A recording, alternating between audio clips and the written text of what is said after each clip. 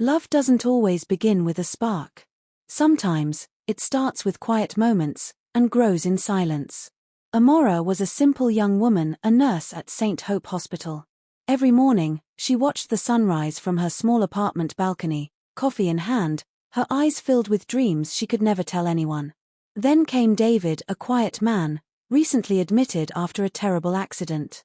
His world had gone dark, the crash had left him completely blind. Amora was assigned to his care. At first, David barely spoke.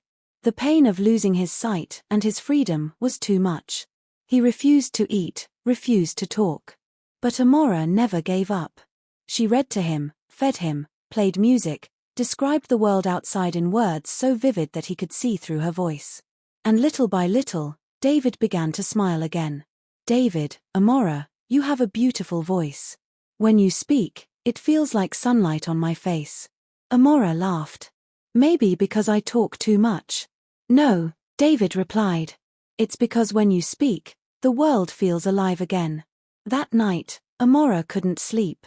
She realized she had fallen for the man who couldn't even see her. Days turned into weeks, weeks into months. Their bond deepened, built not on sight, but on feelings too deep to name. Yet, she knew David's greatest wish was to see again. To live again. So she began to pray every night for a miracle. One rainy morning, Amora was called to the doctor's office. Doctor, Amora, David's case has a chance. There's a surgery that could restore his sight. But, she leaned forward. But what? There's no matching donor for the corneal transplant yet. We need 2 compatible corneas, immediately. Amora froze. Her heart raced, her mind torn between love and logic.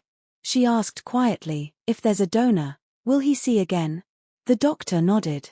Yes. He'll live normally again. That night, Amora made her decision. She wrote a letter, just 1 page.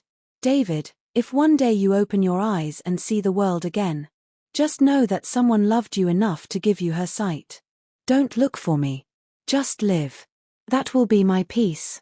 Amora signed it with trembling hands. 2 days later, she signed the consent papers for organ donation. Without telling anyone who she was doing it for. She told the doctor, if I don't make it, please make sure he gets what he needs. The next morning, Amora went into surgery. When she woke up, darkness. Endless, complete darkness.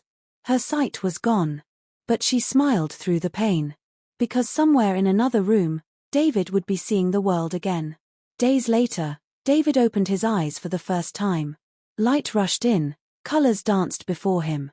Tears streamed down his face. David. I can see. I can finally see again.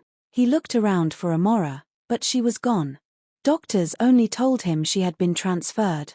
He tried calling her number, disconnected. He visited her small apartment, empty. He searched for months, but found nothing. 2 years passed. David had rebuilt his life. He now worked as a counselor for the visually impaired, trying to help others live with what he once lost. But deep inside, he felt an emptiness he couldn't explain.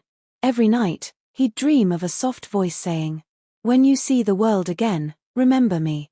One afternoon, he volunteered at a rehabilitation center. That's where he heard that same voice again. He turned. There she was, Amora. Sitting quietly, holding a white cane. David. Amora, is it really you? She froze, recognizing his voice instantly. Her lips trembled. David. He ran to her, kneeling beside her chair. Why didn't you tell me? Why did you disappear? She smiled faintly. Because love isn't meant to be seen, David. It's meant to be felt. Tears filled his eyes. He held her hand tightly. Amora, you gave me life, and I never even thanked you. She turned her face toward his voice, her eyes empty yet full of peace. Seeing you happy is enough. David whispered, then let me be your eyes now. From that day, he never left her side. He guided her through streets, described sunsets the way she once described them to him. Their love story didn't need eyes to see, it only needed hearts that understood. Years later, when Amora passed away peacefully, David found a letter she had written long ago, hidden in her diary. David. I never regretted giving you my eyes. Because through your sight, I got to see the world I loved, even if only through your words. If I am gone by the time you read this, promise me you'll never cry for my darkness. Because in you, I found my light. David placed fresh lilies on her grave and whispered, "You didn't lose your sight, Amora. You just gave it to me." Thank you for watching. Remember, true love isn't about what we gain. It's about what we give. Even when no one is watching. This is the Buried Dairy. Like, share and comment. Don't forget to click the subscribe button as we bring you the next episode.